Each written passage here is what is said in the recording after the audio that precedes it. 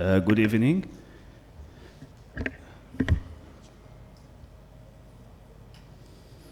Inshallah, I will give a brief on cardiac embryology with 10 minutes, inshallah. طيب. Intrauterine development of the heart can be divided into 8 events occurring almost at the same time. The first, heart tube formation. The origin of the heart tubes is a clusters of angiogenic cells which are located in the cardiogenic plate. This is the embryo. It's a disc-like structure with the cardiogenic plate located cranially. These angiogenic cell cluster coalesce to form right and left endocardial tubes. The lateral and the cranial folding of the embryo forces the tubes into the thoracic cavity. As a result, these tubes come to lie closer to each other, forming one heart tube. This heart tube is composed of sinus venosus, atrium, ventricle, bulbus cordis, and truncus arteriosus.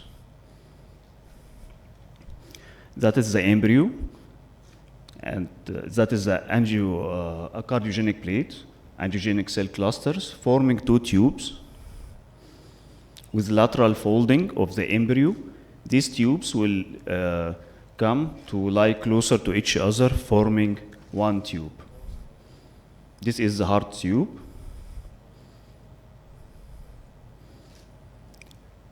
This side is the sinus venosus, and this side is the truncus arteriosus and the aortic arch. The cardiac tube grows more rapidly than the pericardial cavity. It must undergo a series of complex folding to become accommodated in.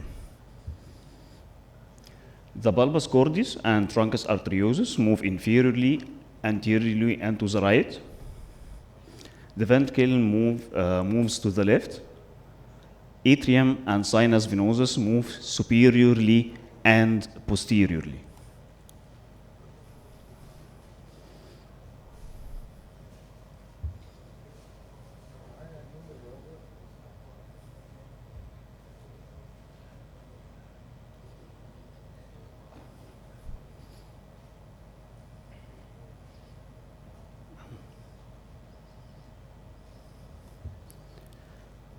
The situs of the heart is determined at this process.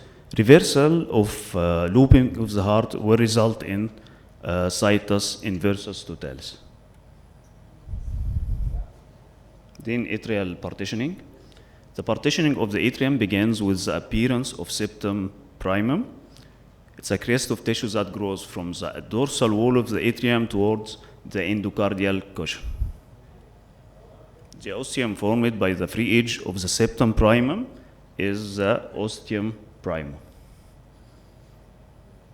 Before the septum primum fuses with the endocardial cushions, perforations appear in the upper portion of the septum primum. This perforation will merge to form the ostium secundum. So this one is the ostium primum, that is the endocardial cushion, and these are the perforations that will form the ostium secundum. Later on, the septum secundum grows subsequently on the right of the septum primum. Unlike the septum primum, it does not fuse with the endocardial cushions. Its free edge forms the foramen ovale. We are now looking to the interatrial septum from the right atrial side. That is the septum primum, that is ostium primum, which is closing now, and the ostium secundum is forming. Then the septum secundum will cover the ostium secundum, and that is the foramen ovale. The septum primum acts as a valve over the foramen ovale. Congenital heart defect related to the atrial septation is the ASD.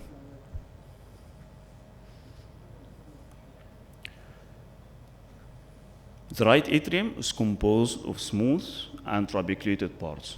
The trabeculated part originates from the primitive right atrium. It represents the adult right auricle. The smooth part originates from the sinus venosus. A ridge of tissue is located at the boundary between the auricle and the smooth part called crista terminalis. That is crista terminalis. And on the axial, that is the auricle or the trabeculated part, and that is smooth part, and there is a sinus venosus defect. Development of the left atrium occurs at the same time with that of the right. A common pulmonary vein grows from the left atrium. This vein will bifurcate until there are 4 veins. These veins will then grow towards the lung buds. The left atrium is composed of trabeculated and smooth parts as well, but there is no crista terminalis on the left side. The trabeculated part originates from primitive left atrium, and the smooth part originates from the pulmonary veins. Deficiency and formation of left atrium can lead to abnormal communication of pulmonary veins and lungs. That is partial anomalous pulmonary venous drainage, and this one is total anomalous pulmonary venous return.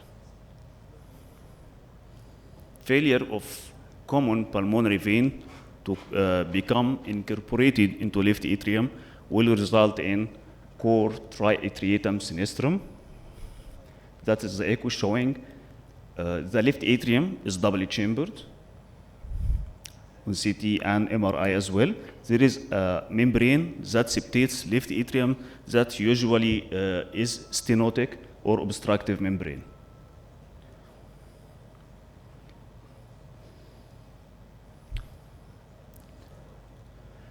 Formation of the AV canals. The proximal bulbous cordis gives rise to the right ventricle.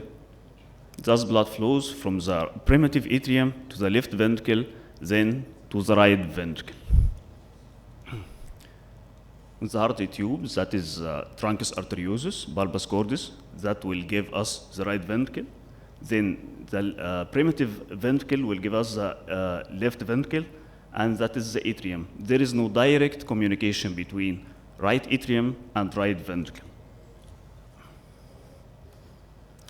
The atrioventricular canal must shift to the right in order to achieve communication to the right ventricle in addition to the left ventricle. Before the shifting, there is no direct communication. After shifting of the canal to the midline, the right atrium is now connected to the right ventricle.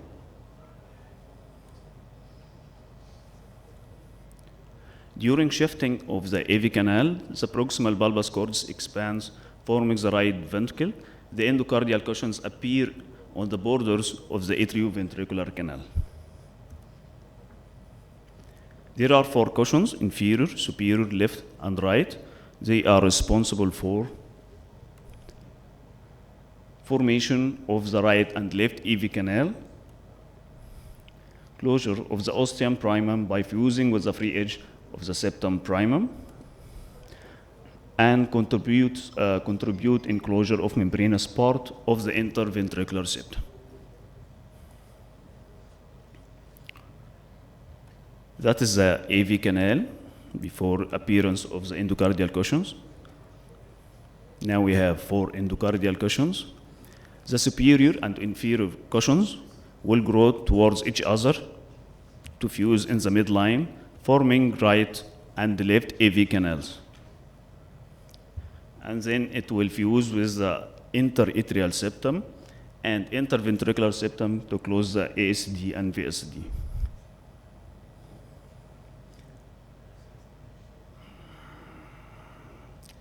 The AV valves leaflets will be formed by the process of delamination from the myocardium.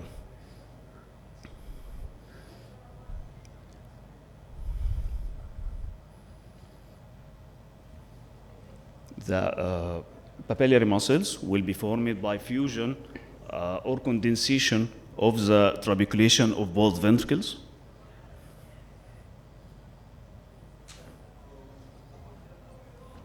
Okay. So the absence of the endocardial cushion will result in ASD primum, inlet VSD, and the common AV valve, or what's called partial or complete endocardial cushion defect, or common AV canal.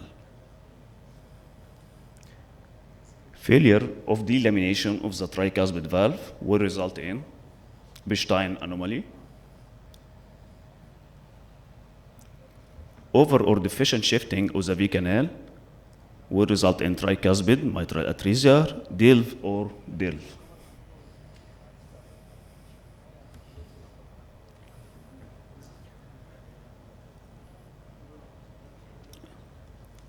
As mentioned in the previous slides, the bulbous cordis will give rise to the right ventricle, the primitive ventricle will give rise to the left ventricle.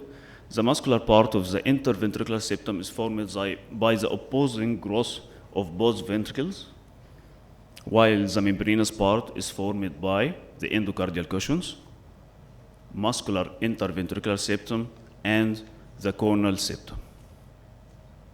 Deficiency at this process will result in VSD.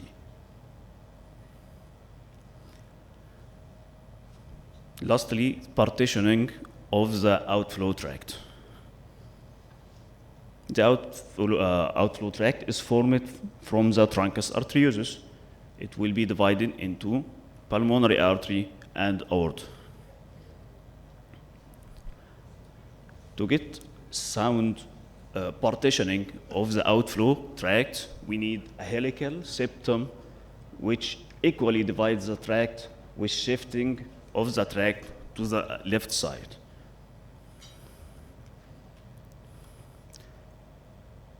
If the septum was straight, not helical, will result in transposition of great arteries.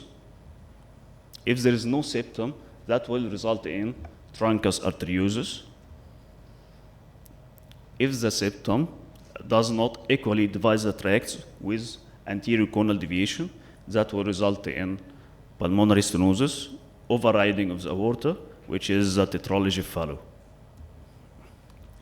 And lastly, if there is no shifting of the truncus arteriosus to the left, both arteries will arise from the right ventricle, and that's called double outlet right ventricle.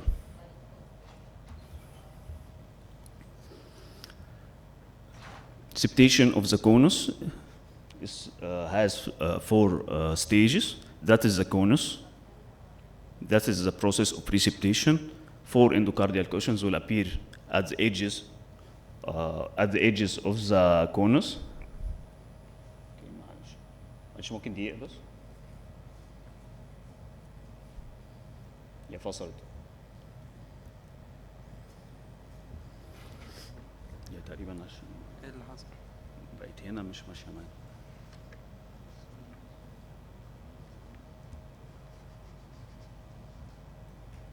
هي هنا في الآخر خالص السلايد في الآخر.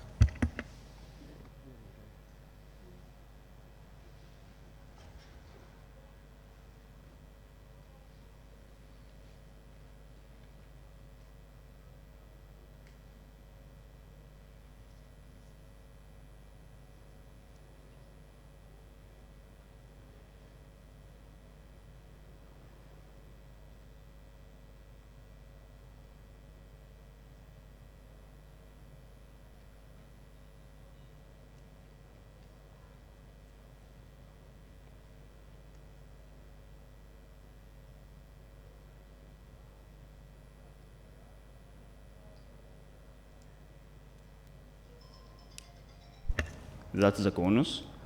Four endocardial cushions will appear at the edges of the conus. Then the truncal septum or the septum will divide the conus to two tracts. Then the septation and post-septation stage. Lastly, there is an excavation of that endocardial cushions to form the leaflets.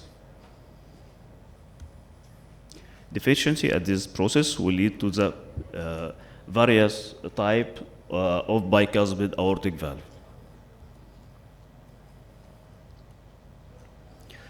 To summarize, the truncus arteriosus will give rise to ascending aorta and pulmonary trunk. Bulbus cordis will give rise to right ventricle. The primitive ventricle will give rise to the left ventricle. Atrium will give rise to the right and the left atrial appendage.